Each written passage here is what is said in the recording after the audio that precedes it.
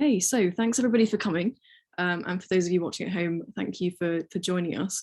So we're going to start our discussion today of universal basic services. So we're London Young Fabians. We're a Labour affiliated group, sort of think tank, where we discuss all sort of ideas, leftist ideas, things that can be relevant to us as a group and furthering the goal of a more equal society, essentially. So today we've got Maeve Cohen, who's very kindly joining us. Maeve is a campaigner and organiser working to build inclusive communities and economies that serve people on the planet. She's a project lead at Social Guarantee and a non-executive director at Positive Money. Maeve co-authored a paper on the Women's Budget Group and Women's Environmental Network on a Feminist Green New Deal, and continues to produce independent research for this project. During her undergraduate degree, Maeve co-founded Rethinking Economics, an international student-led campaign to reform economics education. So we're really grateful to have her. It's really, really impressive work that she does. So hi, Maeve, and thanks for joining us. So I've got a couple of questions just broadly about UBS. So tons of people have heard of UBI, Universal Basic Income, and Universal Basic Services is quite new to them and they're not perhaps quite sure what that means. So can you explain for the layperson then what are or what is Universal Basic Services as a concept? Yeah, certainly. Well, I've got a presentation about it if you want. Oh, amazing. Yeah, fantastic. Yeah, I've got like a short, I can do a short presentation. Yeah. I'll keep it concise so we can have a chat about it because I think it's more interesting. Okay, cool. Whatever you want to do. Just share my screen. Okay. Okay, here we go. So as you say, thank you so much for having me, by the way. It's lovely to be here. I'm project leader at an organisation called the Social Guarantee, and it came on Universal Basic Services. So we've reframed Universal Basic, the Social Guarantee, primarily because, as you say, Universal Basic Services doesn't, and I'm not sure the term Universal Basic Services really encapsulates what we mean more than in a suite of services. So I'm going to talk about what we mean by the service. We can pick that apart after that. So fundamentally, it's all about meeting people's certain things that everybody needs to be able to participate in society, regardless of demography, of geography, of history. Everybody needs these: secure housing, education, decent transport systems.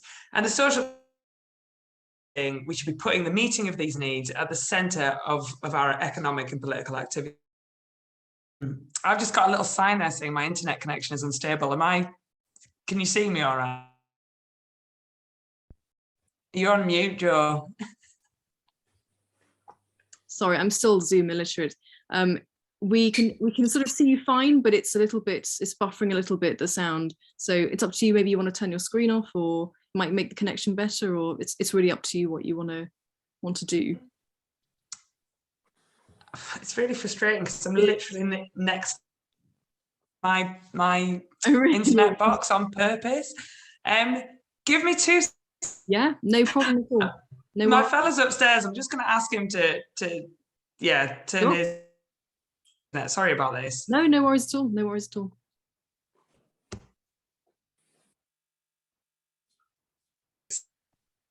Stop the recording again. Yeah, that's completely fine. That works really well. Good. Sorry about that. Great. All right. No worries. Yes. So the Social Guarantee is all about meeting these fundamental needs at the centre of all economic and political activity, and that means public services, so things like sustainable transport networks, a decent healthcare service, and making so that they can buy the essentials that they need. So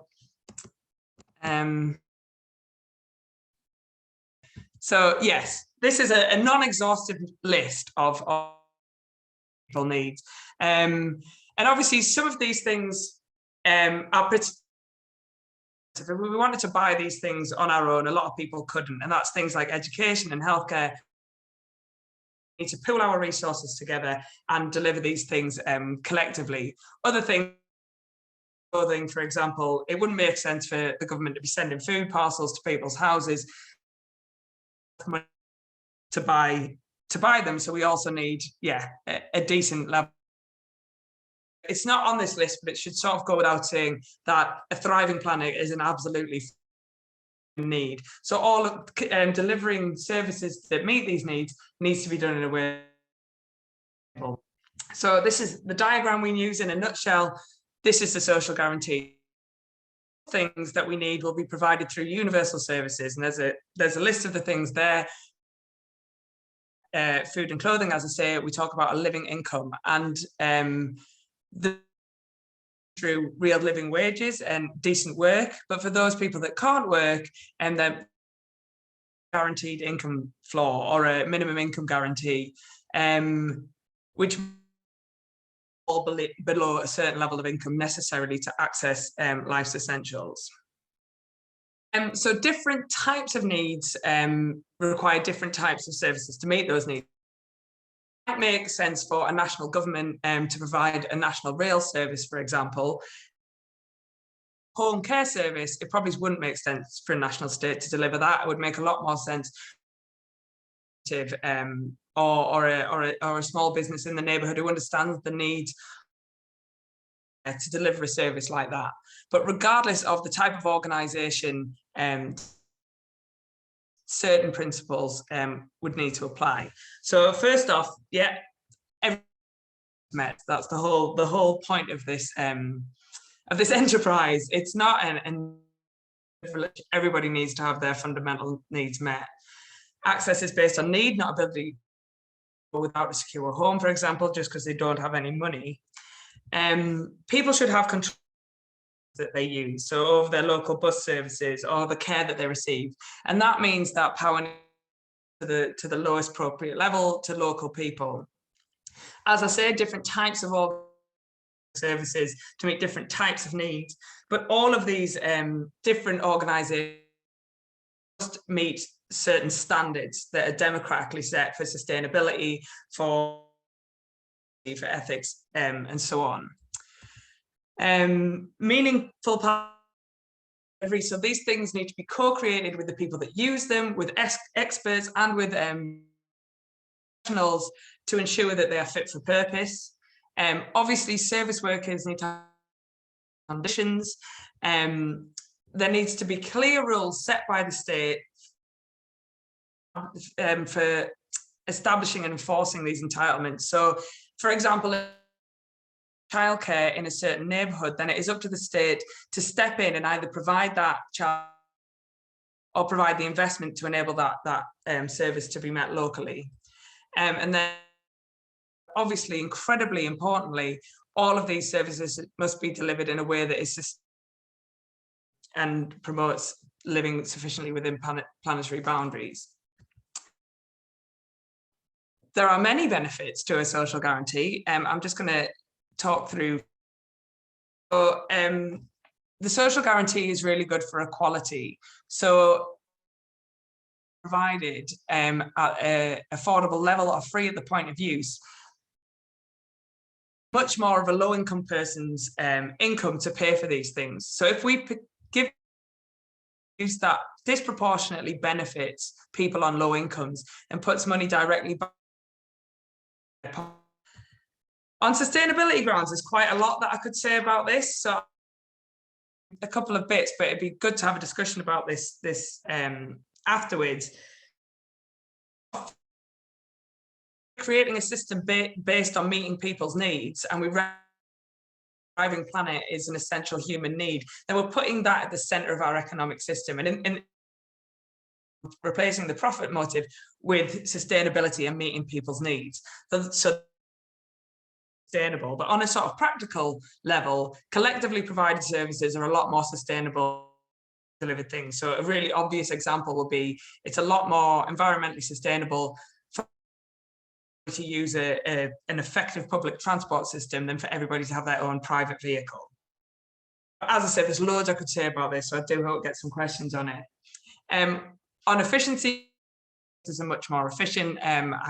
Again, an obvious example would be the collectively provided Europe and in the UK are a lot more efficient, cost-wise and delivery-wise parts, for example, in the US. And then on solidarity, social guarantee is all about saying that there's a certain level of material well-being that we will not let anybody fall below, right? It's not about creating a control through. It's about laying a foundation upon which absolutely everyone in society can build. And then finally, as I say, different types of organisations will things, but there is a really important role for the state in all of this. At times, it'll be a direct of services, but above and beyond that, it's the job of the state to of access. So like I say, if there's a hole in service provision in a certain area, it's up to the state to step hole. It's up to the state to set and enforce standards to ensure that all services are delivered fit for purpose and acceptable for the electorate. Of the role for the state to collect, invest and distribute funds, so it's not a postcode lot, gets the good services, to make sure that across the piece, across the whole nation, everybody services. And then finally, it's important for the state to be able to coordinate and support different sectors and different regions to communicate and share resources and services together. So in a nutshell, that is what we mean by the social guarantee, what we mean by universal basic services. So I shall stop sharing now, and yeah, we can have a chat. That's brilliant. Thank you so much. I really appreciate the time and the effort. It was such a great, clear presentation. I think a great introduction to the idea. And by the way, if there is any sort of buffering or bad connections going on, we can just sort of work around that and take it slowly in terms of the discussion. So it stands out to me. I love the principles you listed: equality, sustainability. What was the other one? Efficiency and something else. Solidarity. Solidarity. I think that's really important. And it seems to me that what we're discussing here is completely at odds with the reality that most people are finding themselves in today, in terms of the cost of living crisis and prices and inflation being the worst they have in 30 years. So what's the starting point, do you think, in terms of tackling the cost of living crisis using this as a tool? Well, I think the sort of point I tried to make on the equality point was that basically we wouldn't be so skinned if rent wasn't so high, right? We wouldn't be so skinned if we either had public transport or it was less expensive or we didn't have to pay for cars to be able to get so skinned if we actually, like at the minute, if you want healthcare, many people I know are having private, or if they can't afford to go private, they're not getting the healthcare they need. So is essential in creating an affordable life. And I get very frustrated living crisis, and all we talk about is cash incomes, because it's a part of the problem. Of course, cash is actually, we need to be building, or rebuilding, I should say, these institutions that ensure a functioning life, have a decent quality of life. And a lot of these are collectively provided by the NHS, like childcare costs, like housing. If we had a social guarantee, if we had a functioning system of public people's needs, we wouldn't have a cost of living crisis. And I think to address the absolutely essential that we rebuild our public services. And that doesn't get enough airtime in these discussions, which frustrates me. Yeah, I think that's a fantastic point. And I mean, do you think then, you know, during Corbyn's leadership of Labour, there was a lot more discussion of nationalisation than there tends to be today. And I wonder if the concept of nationalisation has become quite tainted. Is this essentially an argument in favour of things like nationalising utilities in terms of an efficiency standpoint as well as an equality standpoint? Do you think that comes in? Is that part of what you're talking about in terms of rebuilding state institutions and state infrastructure? Yeah, I think it's important to say that, yes, we should nationalise certain. But the point of the social guarantee is meeting people's needs. It's absolutely done through nationalising certain things.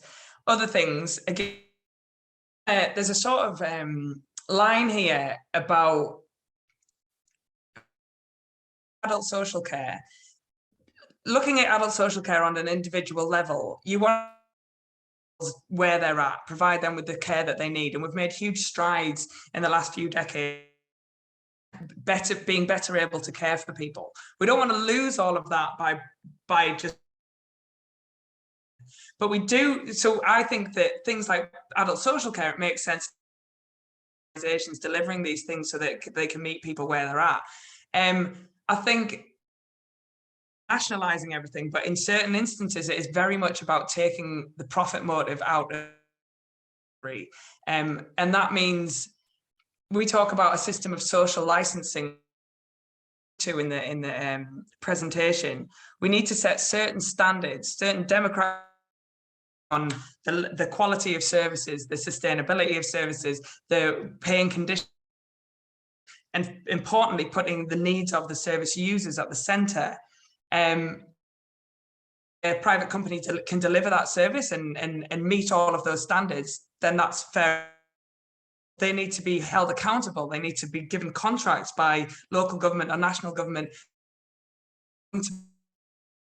And that is how we should do it. In some cases, not in every case, but in every case, we should be having enforceable standards for and sustainability that has to be met, and paying conditions of workers, of course, that have to be met.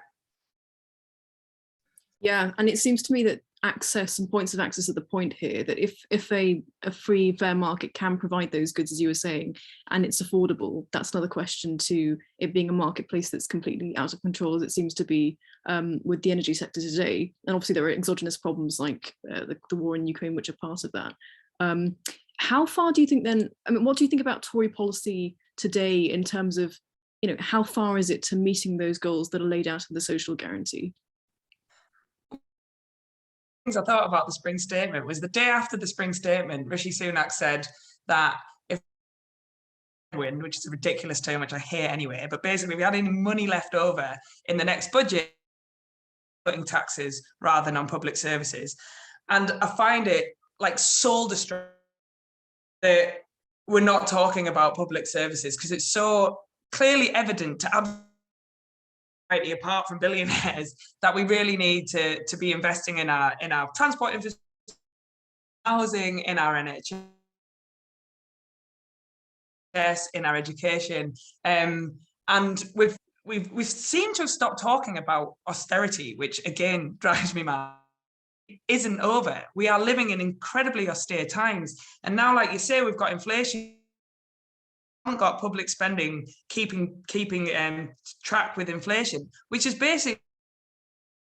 So we continue to live in austere times. Austerity budgeting is still Chancellor who's saying that we should not invest in public services. We should in fact tax, when obviously we know we need to be raising taxes, particularly on the wealthiest in society.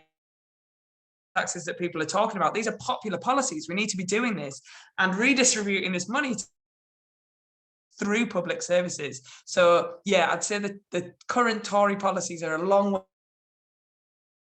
from meeting the social guarantee. No, I would agree with that. I mean, it seems, yeah, astonishing the direction that this has gone. And as you say, it seems as though the policies of Cameron haven't really changed all that much and have really got worse. And particular things like immigration policy seems to have really gone sort of nosedived, really got a lot worse in the last few years. Yeah. I mean, okay, so in terms of Labour policy then, how we go on, Dominic, can you...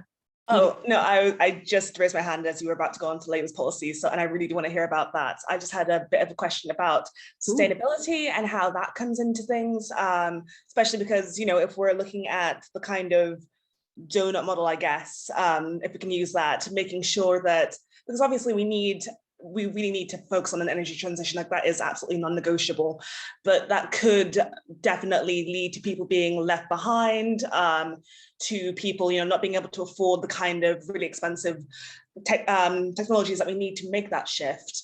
But at the same time, they're both things that need to be balanced out. So I wanted to know kind of what is, you know, what's your proposed solution to that, or what kind of ideas do you have about that?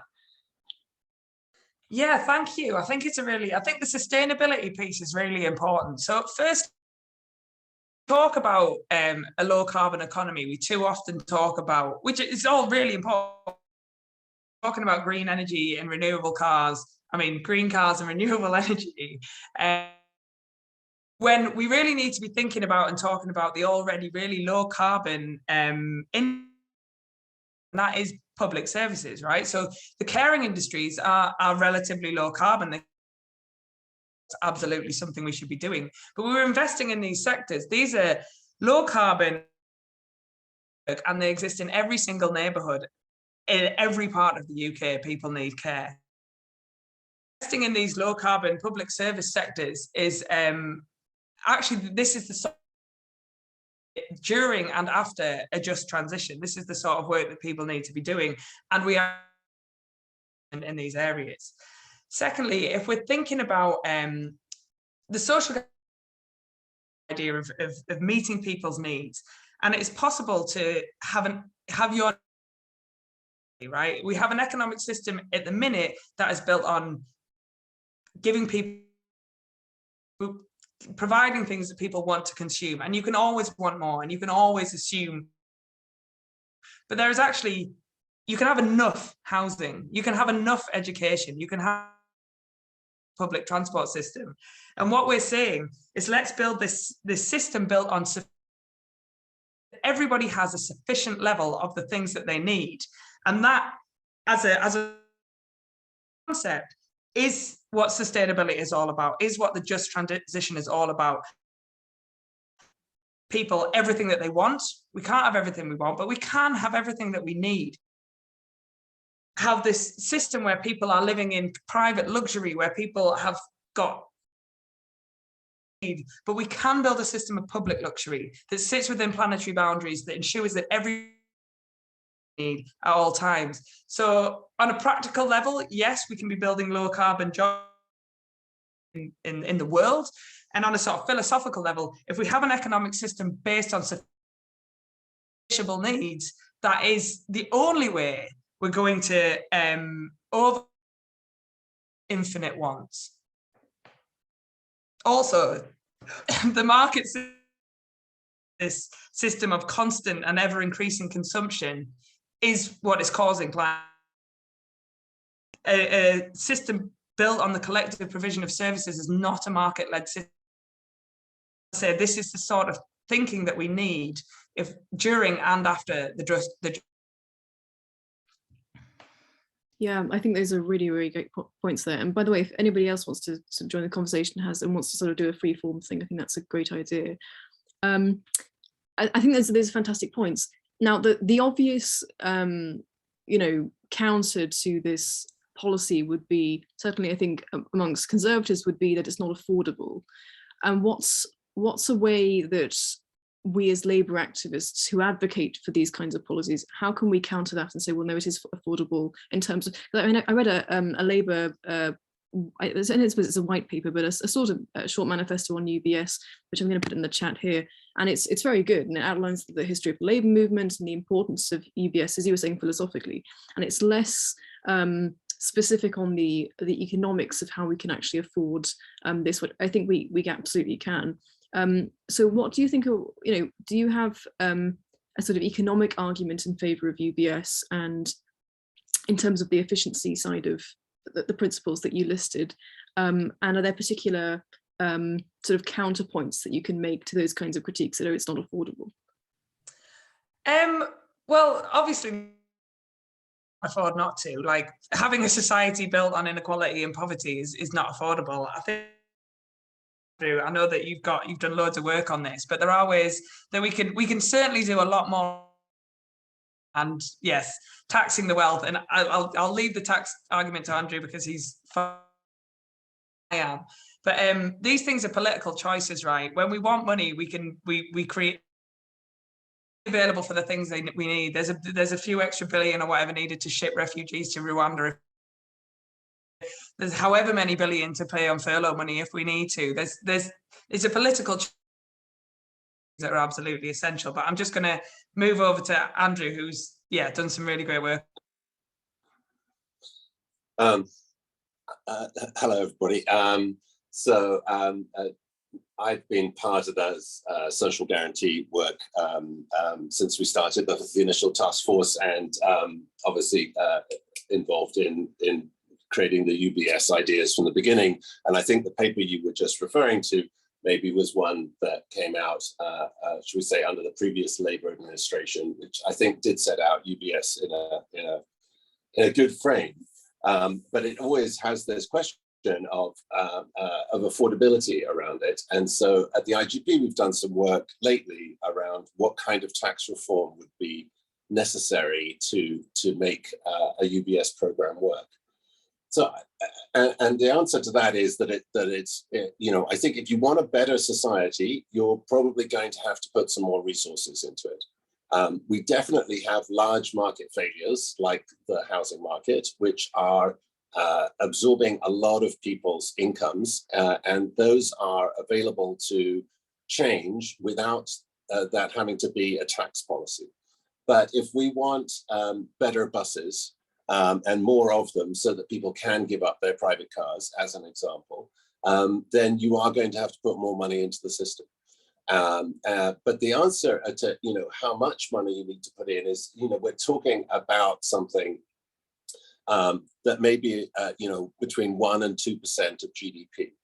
And so this is not on the level of, you know, unachievable, but it would require tax reform. And the work that we've done, that we just published at the end of last year, shows that, I mean, there are anomalies in the way that we tax incomes. Primarily, we tax earned incomes from wages much more heavily than we do unearned incomes from capital gains and inheritances and other forms of passive income. And if we just equalize those two, if we just treated them the same, which really means treating capital income or passive incomes in the same way that we treat wages, you would raise plenty, you know, the answer is you'd raise about 45 billion a year.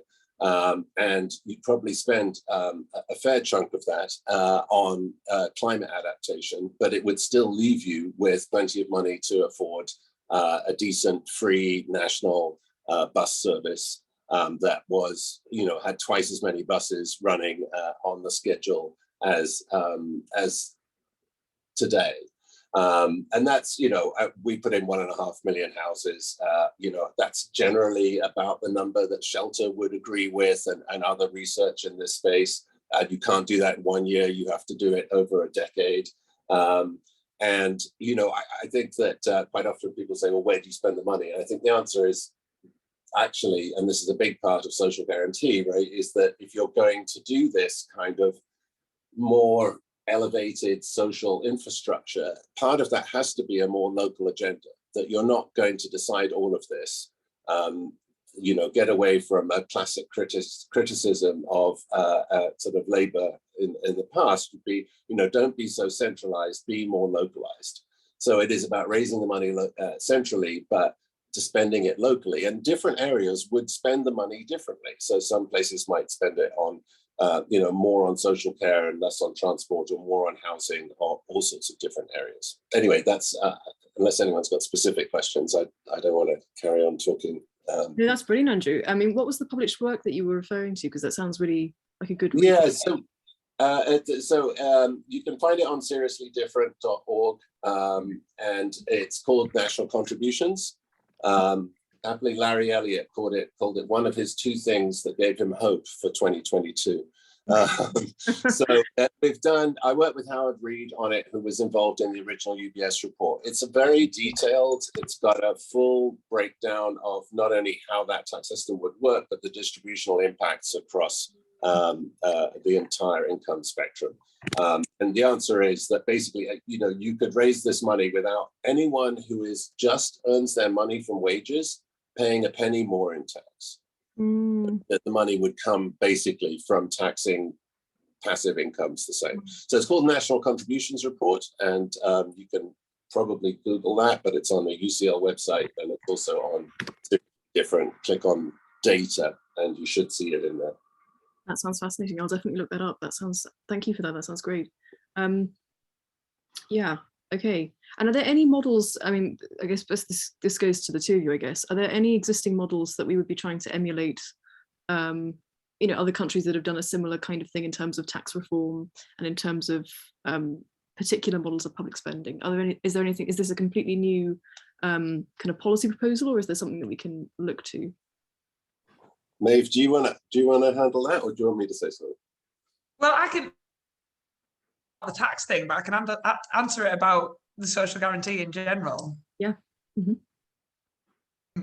Yeah, I mean, basically, no one's implemented guarantee, but there are examples of very much better practice, like all across Europe. And always talk about the Scandinavian model, but this idea that and should have a better system of public services and then collectively providing things that people. It's not a new idea, is it? Like, this is something that I find it frustrating as somebody. Whenever you talk to people, you're like, yeah, we should be building a system like that. Focus. No one disagrees with you. Obviously, we know this is something that we should be doing, and at various points throughout our own across the world, people have delivered better public services and recognized that delivered collectively than individually. So examples of things of certain aspects of the social guarantee in this country, and like local, this is a radical idea in some ways, but in other ways you can deliver this stuff way. So I know that Andrew at the IGP has been doing work with Camden Council, digital access, and they're running a trial at the minute where they recognize basically that the first thing you do is go online, right? And you try and find a job online, and you need access to the internet to be often cases do work. So a major barrier to people being able to find work was not having. So they started a trial where for 100 residents, and the only they were residents of Camden. There was no strict means testing or anything, but they were resident of Camden. They were provided with a device and digital skills training, and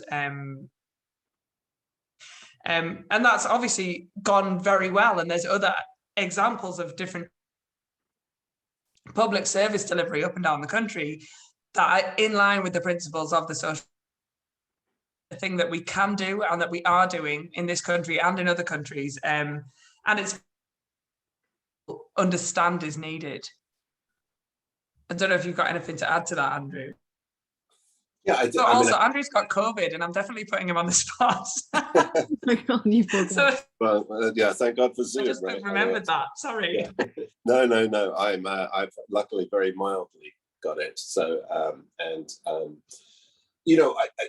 I think that when people say, is anywhere else doing this in the world? The answer is, as Maeve said, is that actually you can go to most advanced countries and find portions of the UBS that they are doing. I think the UK probably stands out as one of, as the relatively few countries, I would say probably Taiwan would now say it is, but that have fully nationalized healthcare services. So we have that in a feather in our cap that we already do. You've got, different countries around the world. And I think that if you go on the social guarantee site, that they're in each of the categories that you will see references to other places that are doing it well. Also, I worked with Anna Coote back in 2019. We did a literature review, which sort of basically went almost around the world, giving examples of different places that were doing childcare or social care or public transport, or, Estonia does free public transport in town. And, there are in fact American cities right now on the East Coast doing free public transport in response to the living, that's a really good example. And you raised it, in this specific example, where we have a cost of living crisis, how does that play and how can it be effective now? And I think the answer is you can do things very directly to help people not use as much energy by doing things like making public transport accessible. And I was a little surprised that the government hadn't done anything. Then I think I saw yesterday that there's going to be there's a discounted railway fare system that's kind of kicked in right now. Although, in fact, that probably, for a lot of people doesn't help them get to, replace their car in a lot of circumstances. But clearly, there are examples around the world of where people are doing public services in all of these areas, and in many cases doing it better than we are doing it. On the flip side, where else is doing something tax-wise? Well, that's relatively straightforward. I mean, most of the countries in Europe raise more taxes from their economy than Britain does. So I know that we've heard from IPPR, Resolution Foundation, a lot of people have put out work in the last 2 or 3 years that say something along the lines of, and I think IPPR had a specific one around, a report around this would be, what if Britain just aligned with the average European country? How much money would it raise? What would it do? That kind of tax system.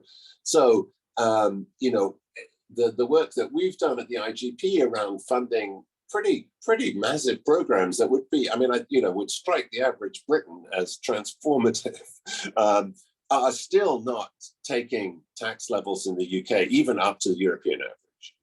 So, so the answer on the tax side is there's plenty of examples of people spending even more money than we are, and that's not necessarily the proposal. These services are definitely being delivered in many places, surprisingly, some of them in parts of the United States. And I think that's, I don't know where that stands on the doorstep, if that helps you when you're out canvassing, but, people might be surprised to know that, that there are local communities in America, because they have a much more diffuse political power system. Power is much more distributed in the United States, and local cities have much more control. They raise their own sales taxes. They control their own property taxes. This idea that somehow, sort of council taxes are set or collected at a national level would be anathema to Americans.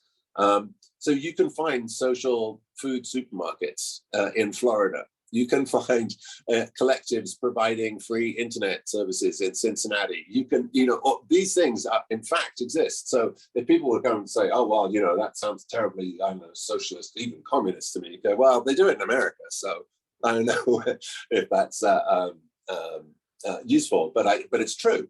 So I think that when people say where else is doing that, quite often what they're what's underpinning that question is a suggestion that perhaps they could have a little more confidence about the fact that we already do. I think it's one of the difficulties, frankly, with universal basic services that we've had from the beginning, is that people get very used to what we have, and they sort of don't see that they're actually surrounded by universal services already. We do have social housing, we do have subsidized transport systems. I was sitting in a meeting in Wales a couple of years back, and someone was saying that in preparation for coming to the talk about UBS, that they had a lot of experience with local government there, but they'd done sort of with a friend of theirs, some rough calculations on how much Wales was spending on administering their sort of discounted concessionary public transport system. And it looked pretty close that if you just did away with that, and did away with the ticketing, and did away with all the passes, it would cost the same to actually just run the transport system for free. So I think that there are lots of examples at home that might be, someone to sort of tuck in their pocket when they go to the doorstep and say, well, actually, we already have, universal healthcare, and we run it, as Maeve was saying earlier, much more cheaply than America does. Those are the kinds of arguments, I think. Yeah, I think that's a really powerful argument. I just realized you are the Andrew Percy who wrote that book with Anna Coote, which I actually looked for this. Sorry, I didn't recognize you, but it's what I've got two for the price of one then, two experts on UBS. But I think that's what I work on. I'm a political scientist and I study the US actually specifically, so it's great to hear. As you say, it's a very diffuse system where state legislatures and even municipal areas have a lot more autonomy than I guess we do in the UK. And we're used to, as you say, centralisation, but it does have these kinds of dysfunctions and limitations in terms of what you can do policy-wise and how responsible it is to people. And I think that's very powerful, actually, is having those examples where you can go to people and say, because I think a lot of this is going to be about persuading people and the electorate to think this is a viable option rather than some utopian vision, which I think is, people tend to think it is. So having these examples, as you say, from, Republican America or conservative America, that would be a very powerful thing. Yeah. I mean, in terms of persuading the public then, how viable do you think it will be for Labour to pass legislation that is actually in line with the social guarantee and UBS ideas? So in terms of it in Parliament, I guess it depends on how many seats they win. And how likely do you think it is that they'll, Labour can get enough public support for these policies and enough sort of public recognition of them? Yeah. Like Andrew was saying, there's public support for this. This is not brain science, which is definitely not the term, and rocket science. We have the NHS. Everybody is really, really popular. We have a nationalised education system that, again, everybody accepts, absolutely fundamentally need. And it's not about, I don't think it's about winning new arguments. It's about arguments already being won. And there's other aspects of how we live that need. Possibly the most stark one for somebody of my generation is housing. Like, I'm not going to be, I'm going to live in extortionately expensive, dwindling quality private rent unless something is done about it. And I've got a decent job. Do you know what I mean? It's nuts. These are things that absolutely everybody needs access to, and absolutely everybody needs access to. So I think we need to stop describing it as some distance we currently have and used to have a lot better. So I think framing around council housing, maybe we shouldn't call it council housing anymore, but if you said to, like, would you prefer to have a secure tenure in a house that you're never going to be up every 4 years by the council and it's always going to be yours, or would you prefer to, like, take people would be like, yeah, that's, and like with an affordable rent, yeah, that sounds pretty decent, I'd like that. We're not reinventing the wheel here. Like, this is stuff we already know. I think that's a really great point. Dominique, did you want to come in there?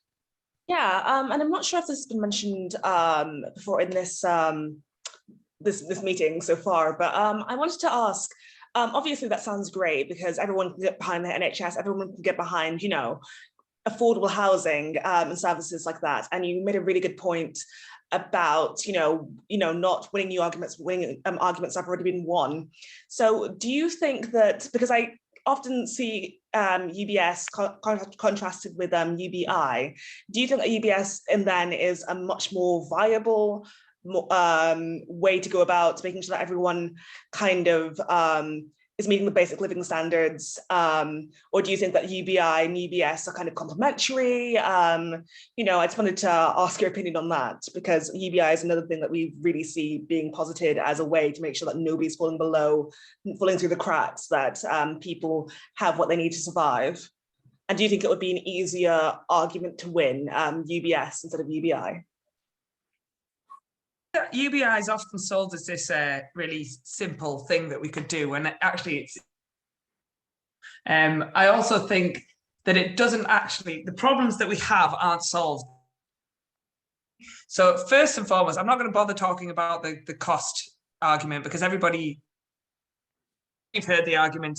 If we're going to spend, to give somebody a decent standard of living through UBI, amount, and that money would be much better and more efficiently spent on public.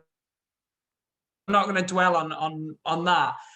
If we think about, if brought in a UBI and it was of a decent standard, that'd be great. But then in the next election cycle, when people, it's one lever that the government can pull to just reduce everybody's living standards, just like the removal of the £20 uptick in universal credit. That was one thing that they did that just plunged. if you're building institutions that enable people to live fulfilling lives, it's a lot, because they've tried really hard to pick apart the welfare state, and it is still standing. Get rid of all the public services. So the argument that the UBI is just one political lever that of whoever's in power, I think is a really important one. Then back on the sustainability, we're living in a situation where we desperately need to reduce consumption, giving people more money, consumption. And there's an argument from the UBI camp that if you're doing, then they won't work so much and they'll have the space to live more sustainable lives. But if we're solving this, they're going to spend that money in markets. So people are going to have to work in short. I don't actually understand. If you follow that thought through on the UBI thing, we aren't really going to have to work quite a lot. We're still going to have to deal with this thing. If we're moving to a system based on sufficiency on markets and everybody has enough, that's a lot more appropriate to meeting our net target goals. And then thirdly, giving people money. Of course, we should, like, people want more money. That's that levels of poverty, absolutely. And we do talk about a minimum income guarantee, and we are not, people need part of the social guarantee. However, it does do nothing. If we just gave everyone money, it does nothing. One of the things that has got us into the problem that we're in at the minute is we've got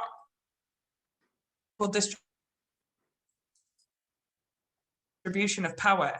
If we devolve power to local people and solutions and the provisioning systems that are necessary for them to have sustainable and fulfilling, fundamentally shifts who has the power in society in a way that UBI can't. No, we don't think they can live side by side. We do think that cash, but we would advocate very strongly that any, in the words of headwind that we have, should be spent on public services as a much more effective way of spending public money. Yeah, no, I definitely agree with that. You've managed to convince me, honestly. So yeah, thanks for the answer. Yeah, that's great. That's great. Well, thank you for the question. It's a very important one, I think. Most definitely, I think it's a very astute question in terms of people will, hear the two terms, UBI and UBS, and of course they'll associate them. But as you say, they're distinct ideas. Andrew, did you have? I think. Go on, Maeve. UBS, because he was so frustrated about everybody talking about UBI and how silver bullet that it's sold to be. So I think we owe an incredible amount to Andrew Percy. Well, lucky to have him then. No, I think that's a really good point. I wanted to come back on what you were saying about housing, because it seems to be, as you were saying, it's one of the big areas. It's a massive drain on people's money. I think the last statistic I saw was that people of our generation spend 53% of their income on just on rent. So what are housing reforms that you think will solve the problem that we find ourselves in as sort of one of the main planks of the UBS or the social guarantee idea? Well, I think that the housing problem is a really good example of where in-kind benefits are demonstrably better. So back in the day when we had a functioning social housing system, when people to afford the market rent, they were given an in-kind benefit in the form of a council house tenure, and they had a safe and secure place to live. What we did in the 1980s was get council houses and move to a system of housing benefits, where we gave the people the cash to be themselves through the private market. And what that has done is the cost of housing. So housing is now seen as an asset, and it's extortionate, and it's also reduced the quality of the service because it's not regulated well enough, and the quality of the public rent, the private renting sector has over the course of the years, that we've gone from this in-kind benefit in the form of collective housing to cash benefits so that people can access it themselves. And I think it's a really start of why in-kind benefits are oftentimes a lot better than money in cash, because it's about where the power lies and it's about security supporting people. So I'm not saying that, well, we definitely need to build a lot of housing, but that's not the only problem with the housing market. It's a big old beast. We need to do a letting homes. We need to do more about, there's certainly some stuff about the way that we build for private individuals, and we could have ideas like co-housing, bins rather than everybody having their own bins, rather than everybody having their own cars, rather than everybody having people that sit idle all the time, people sharing this stuff. There's definitely stuff to explore around that, but fundamentally, provided housing that's affordable is a lot better than giving people stuff on the market. Yeah, I mean, it seems to me that I've heard some critiques of rental caps and claims that they didn't work in places like Berlin, but it seems to me that's the most efficient way to actually tackle the crisis right now. Is, yes, there's a supply issue, there's a supply problem in that there isn't enough housing to go around, and that's part of what inflates the price of rent. But it seems to me that, you know, a simple solution would simply be to say, okay, well, there's this cap within the market, we're going to ensure that you don't rise above that. And that's a sort of cheap and easy way of making, through policy, housing more affordable to everybody. What do you think about that idea? Yeah, I mean, I think that is an option worth pursuing. It is a supply problem to an extent, but it's far more a problem of an insane into the housing market for the past 30 years. I think I can't remember what the statistic is, but it's debt in the UK is mortgage debt. Like, it's an insane amount of money that we put in its house prices. So yeah, we need to. There's a lot of innovation about how we can address the housing crisis without just pulling the money away and everything collapse. That would have massive negative effects on the economy. But done by Beth Stratford, who is another person on the UBS task force, talking about where the government would buy the land under the house to create this common land. The cost of the bricks and mortar is not the thing that's making the house expensive. It's the land upon which the making it expensive. So if we were able to have a collective land trust that and sold on the house, it would make the land a lot more affordable, and it would build up this bank of basically spend on investing in housing and making sure that people had access to the housing when they needed it. But there's loads of work done on housing, but it's fair to say that yeah, an approach from a social guarantee would be a lot more effective way of meeting the needs of housing. So everyone, meeting the needs of everyone. Yeah, and I think it would be a radical approach to the one that we see now, which is, as you say, it's a rarity to for people of our generation, at least, to expect to own their own home.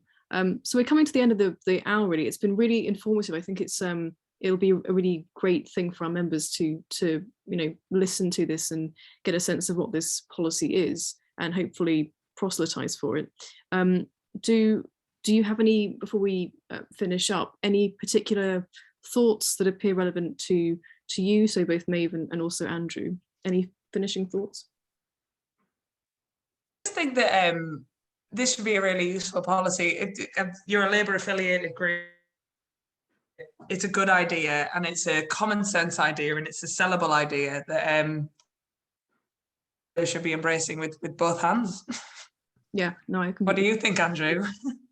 Yeah, I would hope that one of the benefits is that rather than, so, between the social guarantee, which is an even broader sphere than universal basic services, but the general point of all of these things is to push down the cost of living. And I think that the next election will be a cost of living election.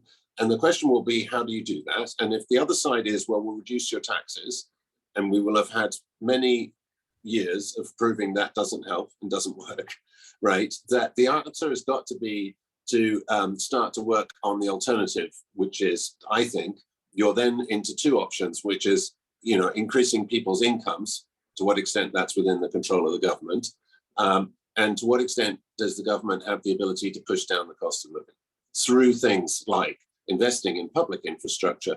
And so I think that what people should be able to do in local groups is look at the UBS or the social guarantee thing and say, you know what, in this area, the things that's going to make most difference to people's cost of living is this and this. Let's focus on that. We don't have to sell the whole universal idea, which has the potential to become a utopian thing, and just say, you know, what we'd like here, in the same way, you know, Manchester's taking public control of their bus services, right? That's where you start, and that's part of the journey of UBS. And I think one of the things that makes it so much more powerful than any of the other arguments is you don't have to do it all at once. Every little bit you do makes a difference. I think those are really good points there.